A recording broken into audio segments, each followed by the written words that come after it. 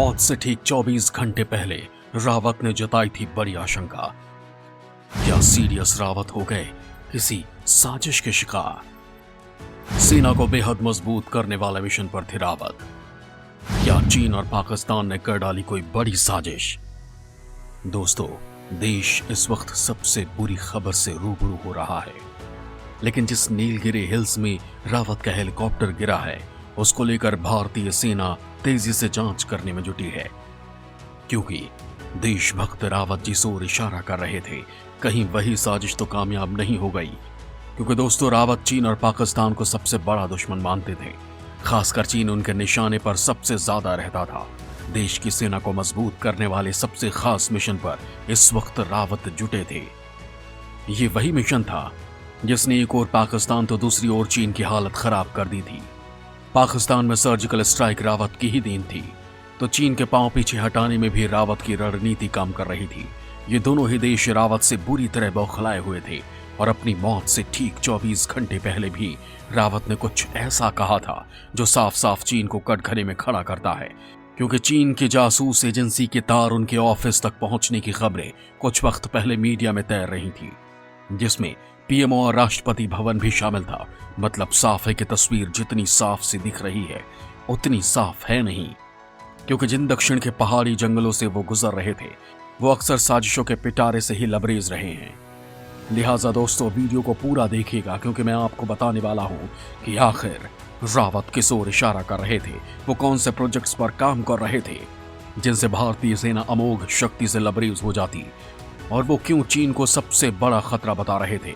ये तमाम बातें मैं आपको बताने वाला हूं, लिहाजा वीडियो पूरा देखिए। दोस्तों, देश के पहले चीफ ऑफ डिफेंस स्टाफ यानी सीडीएस तमिलनाडु के कुन्नूर में हेलीकॉप्टर क्रैश के शिकार हो गए।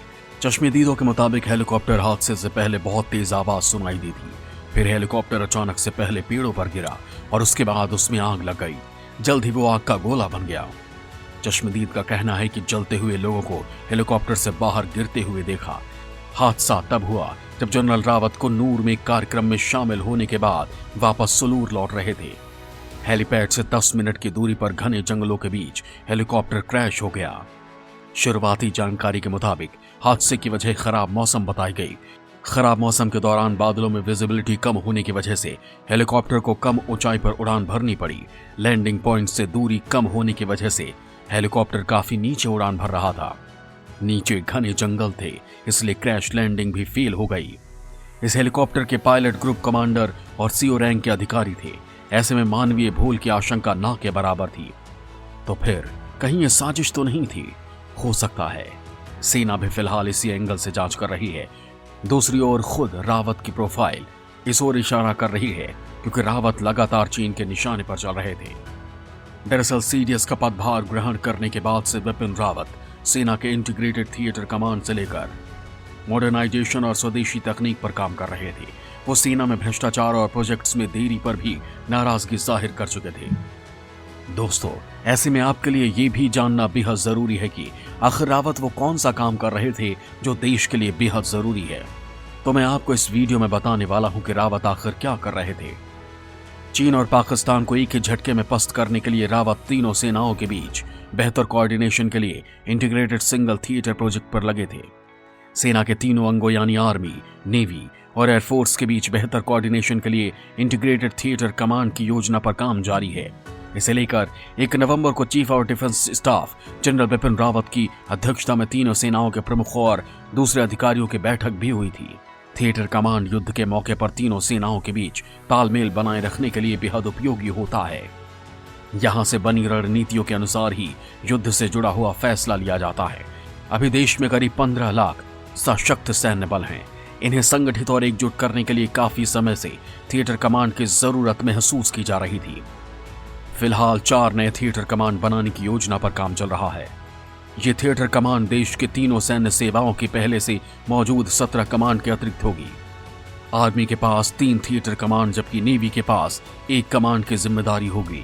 वहीं एयरफोर्स को एयर डिफेंस कमांड की जिम्मेदारी दी जाएगी। इंटीग्रेटेड थिएटर कमांड में आर्मी, नेवी और एयरफोर्स एक साथ मिलकर ऑपरेशन को अंजाम देते हैं। इसके साथ ही आर्मी के हथियारों को अपग्रेड करने के लिए स्ट्रेटेजिक पार्टनरशिप मॉडल पर बिपिन रावत की निगरानी में ही काम चल रहा था। इस मॉडल के तहत सरकार ने प्राइवेट कंपनियों को विदेशी हथियार निर्माताओं के साथ मिलकर फाइटर जेट्स, हेलीकॉप्टर, सबमरीन और टैंकों को साझा तौर पर बनाने की अनुमति दी थी।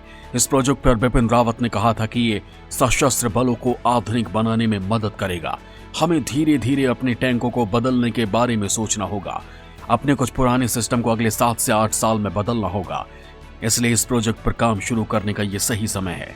इसी साल अक्टूबर में रावत ने कहा था कि भारतीय सेना के लिए एडवांस सर्विलांस सिस्टम हमारी टॉप प्रायोरिटी है। साथ ही उन्होंने ये भी कहा था कि हमें अपनी साइबर क्षमताओं को और डेवलप करने पर फोकस करना होगा, क्योंकि हमारे दुश्मन तेजी से साइबर क्षमताओं को डेवलप कर रहे हैं।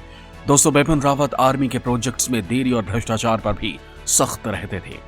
इसे लेकर उन्होंने तीनों सैन्य प्रमुखों को पत्र भी लिखा था, जिसमें सैनिकों के लिए रेसिडेंशियल प्रोजेक्ट्स में देरी और भ्रष्टाचार के खिलाफ सख्त कदम उठाने के निर्देश दिए गए। इस पत्र में खास तौर पर विवाहित आवास परियोजना के तहत किए गए कार्यों में भ्रष्टाचार पर चर्चा की गई थी। इस पत्र के बाद सैन्य प्रमुखों ने कंपनियों पर कार्रवाई भी की थी। पाकिस्तान को मानते थे बड़ा दुष्ट देश, चीन को बता चुके थे सबसे बड़ा खतरा।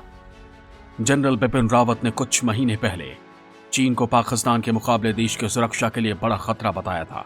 साथ ही जनरल रावत ने पाकिस्तान को आतंकियों को पनाह देने वाला देश बताते हुए उसे दुष्ट देश बताया था।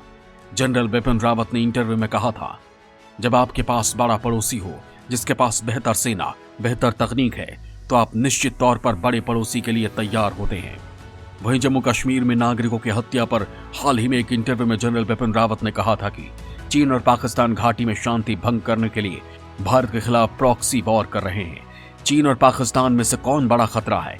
इस सवाल पर जनरल बिपिन रावत ने कहा था, हम जानते हैं कि हमारे सामने दोनों तरफ से चुनौतियां हैं, लेकिन हमें बड़े पड़ोसी के साथ कुछ ज्यादा चिंता के साथ निपटने की जरूरत है। पाकिस्तान के संबंध में जनरल रावत ने कहा था कि दूसरी तरफ आपका एक पड़ोसी है जो दुष्ट है, जबकि दूसरा पड़ोसी अभी भी निर्णय लेने में अधिक व्यवहारिक हो सकता है। इस तरफ आतंकवादी हैं जो उनके साथ काम कर रहे हैं। उन्होंने कहा, आतंकवादी कभी कभी अधिष्ठान के नियंत्रण से बाहर हो जाते हैं और वो वास्तव में स्थिति को तनावपूर्ण कर सकते हैं। अगर कारगिल जैसी स्थिति फिर से होती है तो पश्चिमी पड़ोसी भी एक चुनौती बन सकता है। हादसे से पहले सीडीएस ने जताई थी ये बड़ी आशंका। दुनिया के देशों से किया था साथ आने का आह्वान। दोस्तों, हेलीकॉप्टर हादसे में शहीद होने से पहले chief of defence staff general Bipin Rawat ने ठीक एक दिन पहले देश पर जैविक युद्ध की आशंका जताई थी, जिससे निपटने के लिए दुनिया के सभी देशों के साथ आने का आह्वान किया था। रावत ने 7 दिसंबर को बिम्स्टेक सदस्य देशों से जुड़े आपदा प्रबंधन अभ्यास के कर्टन रेजर कार्यक्रम में ये बात कही थी, जिसमें बांग्लादेश, नेपाल, म्यांमार, भूटान, थाईलैंड और श्रीलंका ने हिस्सा लिया था।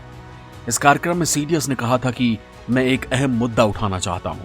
वो मुद्दा जैविक युद्ध का है, ठीक कोरोना वायरस की तरह, जो एक नए प्रकार के युद्ध का स्वरूप ले रहा है। इससे निपटने के लिए सभी को मजबूत होना होगा। ये सभी के लिए महत्वपूर्ण है कि हम अपने बुद्धि कौशल से एक दूसरे का साथ दें। दुनिया के सशस्त्र बलों को आपदाओं का मुकाबला करने के लिए विशेष तैयारी करनी पड़ती है। दोस्तों, शायद रावत का इशारा चीन की ओर था, जिस पर कोरोना फैलाने के आरोप लगते रहे हैं, और इसे चीन का एक जैविक हथियार बताया गया। दोस्तों, आपको क्या लगता है कि देशभक्त शहीद रावत क्या चीन की साजिश के शिकार हुए हैं, या फिर ये एक नेचुरल हादसा है? मुझे कमेंट लिखकर जरूर बताएं।